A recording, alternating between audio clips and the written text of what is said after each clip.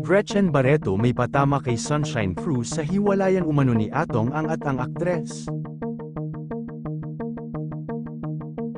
Kamusta si Gretchen Barreto na naiuugnay sa balita sa hiwalayang Sunshine Cruz at Atong Ang? Gaano katotoo ang kumakalat na balita sa blind item ng Pep.ph na kinuha at walang kaba na binawi ang mamahaling sasakyan na iniregalo nito sa kanyang girlfriend? Patuloy pa rin ang pagdagsa sa blind item ng Pep na sinasabing si Sunshine Cruz at ang bilyonaryong negosyante na si Atong Ang.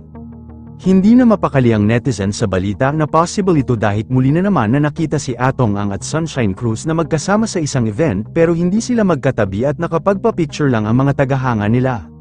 Makikita sa mga larawan na same picture ang place ang lugar na nakuha ang mga litrato nakuha ng isang selfie ng babae. Makikita na nandyan si Atong Ang at Sunshine Cruz at same lang ng lugar.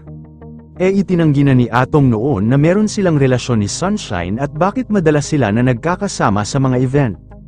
Kutob ng netizens na possible na meron talaga silang relasyon ngunit tago lang ito at walang nakakaalam. Ayon sa blind item ng Pep hindi raw may tago ng magkasintahan ang kanilang relasyon dahil nalaman din ng mga malalapit nilang kaibigan. Sa pagkuha ng mamahaling sasakyan kay Sunshine ay hindi rason upang tumigil ito sa kanyang career ngayon at sa balitang hiwalay na sila ni Atong Ang kahit hindi pa man sila umaamin sa publiko. Ang malaking tanong ano ang naging papel ni Gretchen Barreto sa buhay ni Atong bago dumating si Sunshine Cruz? Ayon na rin sa mga showbiz media ay mukhang personal secretary ni Atong Ang si Gretchen Barreto sa mga negosyo na magpartner silang dalawa. Kaya ano na lang ang naging reaksyon nito sa bagong pag-ibig ni Atong na sinasabing si Sunshine ito. Mukhang hindi magkasundo itong si Sunshine Cruz at Gretchen Barreto dahil may mga nakakita raw dito sa isang event na hindi nagpapansinan.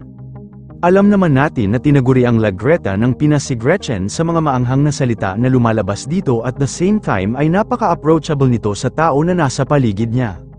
Kaya for sure ang naging reaksyon nito ay hindi may pinta dahil kilala ito sa pagiging masakit magsalita. Ang isyu dito ay totoo bang hiwalay na si Sunshine Cruz at Atong Ang at bakit pa binuwi ng lalaki ang mga iniregalo niya sa babae dahil ba sila ay hiwalay na? Ano sa tingin nyo, may naging relasyon ba si Sunshine Cruz at Atong Ang? Comment mo sa ibaba. Huwag kakalimutan i-like ang video na ito. Maraming salamat po sa panunood.